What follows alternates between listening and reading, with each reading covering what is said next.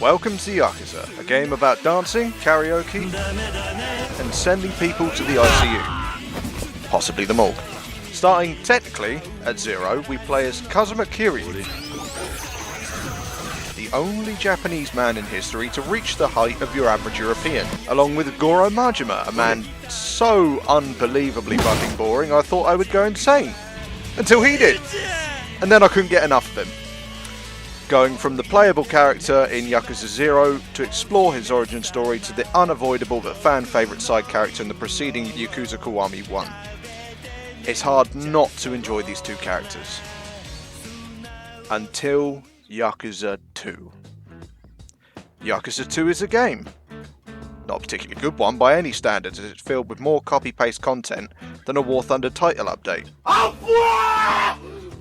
So, take a seat and please join me as I delve into the details of this poor entry to an otherwise wonderful game series. Now, I don't know what happened in the timeline between Kiwami 1 and 2, but I am confident that both the original Kiryu and Majima were both killed.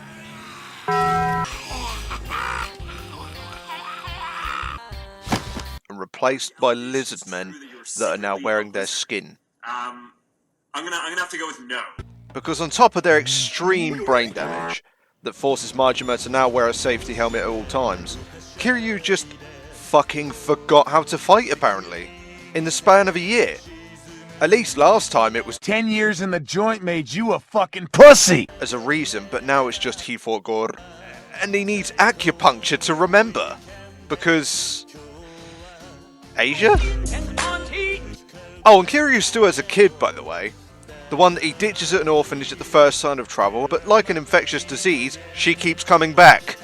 Majima also has a construction business, which is more or less a front for gang violence and a segue to the most boring point defense game I've ever played. Seriously, just go play Bloons Tower Defense, you'd be much better off. Stop! Hammer time! Right, enough rambling.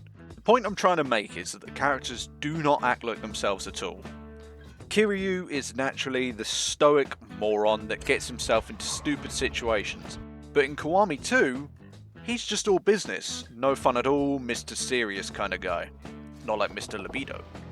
Remember back in Yakuza 0, when he got accused of killing a guy? He beat up pretty much the whole of the Dojima family, fucked up Kuze, repeatedly, then left and went to dance for like the next 7 hours at the disco. Majima is fucking mental. Yes, I know, water is wet, grass is green, but stay with me here. In Yakuza 0, you saw a very depressed and tortured soul that Majima was, doing very noble things while in a shitty situation. Then roll around Kiwami 1, where Kiryu has been in prison for the better part of a decade, and the mere instant he's out, Majima springs into action and kicks the dog shit out of him. And it was amazing, because this started my favourite feature of all the Yakuza games, Majima everywhere.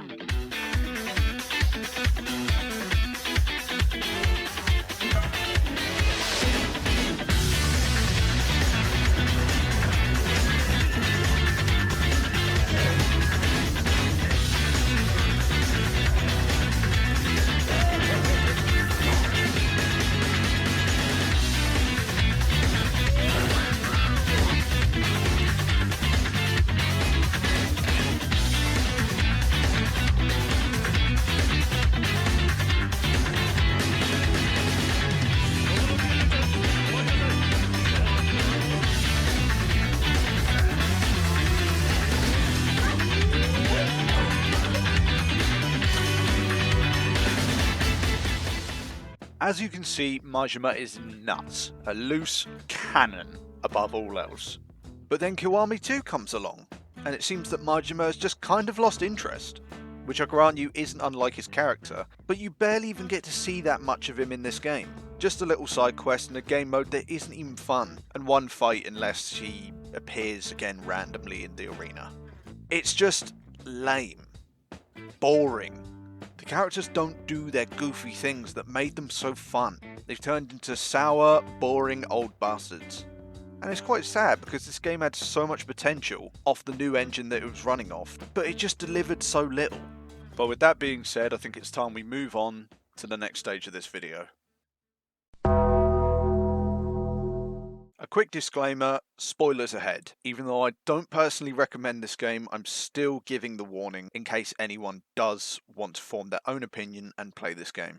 Our main antagonist starts as Ryuji Goda, another large specimen of Korean descent, and what I thought was the only natural blonde Korean I've ever seen. But it turns out, the fucker dyes it. Look at the top of his head.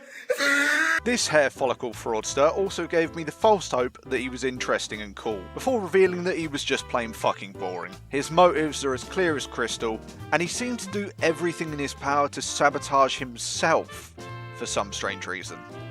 Next, we have the Koreans. No, not that one. The Jingwon Mafia. A group of people that forsake humanity and commit self-die if they fail. Sounds familiar. They have particularly good drip and have a pretty cool insignia. Terada. Yes, that guy that dies at the very beginning, only to come back at the last minute to betray you, just to then die for real. That's pretty much his entire relevance, and you could just write him out the story, and it would change nothing, really. Okay. Oh, and almost forgot about you, whoever you are. Now, hold your horses before we move on. Just going to add one more person who deserves to be on this list. Kaoru Sayama. Yes, you heard right. This bitch. This is the woman who consistently gets in the way, gets her own father McFucking killed, and does nothing to stop it. Nothing except stand in the way after he'd already been shot like 4 times. 4 times. She carries this revolver around and is more than prepared to use it on quite a few occasions, but then just chooses not to at pivotal moments. What happened? Your trigger finger fall off, you dumb cunt! It's no secret that I do not like this woman, nor the stupid love plot that they just stuffed in there for some reason. Something about as forced as the VDV being catapulted in Ukraine. The frustrations of her actions, or should I say lack thereof, it's just compounded into the near post-traumatic episode I nearly had when this bitch reappeared in the beginning of Yakuza 3 Remastered. Kyo. Oh, not you again. Now just compare these sloppy seconds to what we had in Yakuza 0. Kuze, Shimano, Awano, Dojima, Shibusawa. Then in Kiwami 1, we got Shimano and Dojima again. Majima, kind of, he's not really a villain so much as just a reoccurring fun aspect. And the main antagonist, Nishiki. All of these people had character, authority and motivations that weren't immediately obvious. Sure, sometimes they were a little bit stupid, but for the likes of Kuze, I will let it slide because he was so entertaining. Just bollocks to all of this stuff on a rooftop with a fake bomb that God knows how many pointlessly died for. Bring back Kuze just to chat shit about boxing before fighting again. More of this!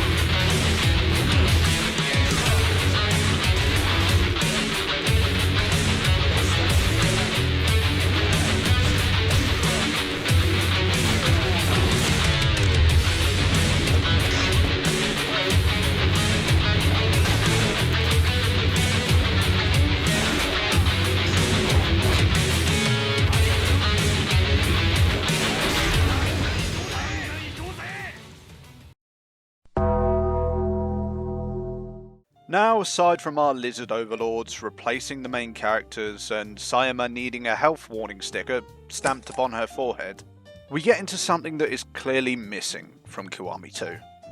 The vibe, the music, the characters, the fun and unserious nature between a drastic and dramatized story, especially the music. One thing most of you will pick up on in Yakuza Kiwami 2 is the brand new engine that the game is running off. The combat is different, the mechanics are all nice and flashy, combat is meant to be seamless where you go in and out of it straight away instead of going into a cutscene. But is it better than what came before? No. Most of the budget for this game seemed to go in that bloody engine. They allowed only 2 soundtracks for fighting in the 2 districts you can explore, and the writers, someone should probably perform a welfare check on them because they've either been shot behind the chemical shed or they're being held hostage by Big Boy Kim. However, let's just dial it back for a second. The music. Yes, you've heard me mention it enough by now, but I can't stress enough just how important it is. Yakuza 0 and Kiwami 1 are 2 of my favourite games, and the amount of songs that came from it that I listen to today is insane. 2 Dragons, Oath of Emna, Pledge of Demon, Customer Creed,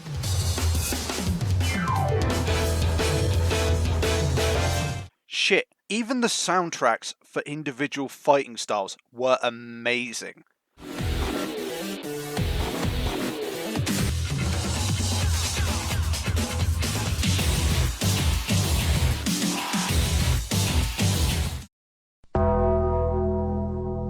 For the last 10 minutes you've heard me natter on about music, lizard men and Sayama's death aura. Jupiter Tulip.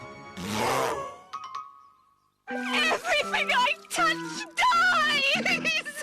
But for what it's worth, the game itself is quite pretty and had some cool visuals. And the new exploration capabilities of being able to go upstairs, elevators, rooftops was quite nice, I can't lie. The boss fights, however, were quite lackluster and boring, with the exception of only one. The tigers. Need I say more? So, thank you all for watching to the end and listening to my take on this almost flawless trilogy, and I will hope to see you in the next one. ダメだねダメよダメなのよあんたが好きで好きすぎてどれだけ強いお酒でも歪まない思い出がバカみたい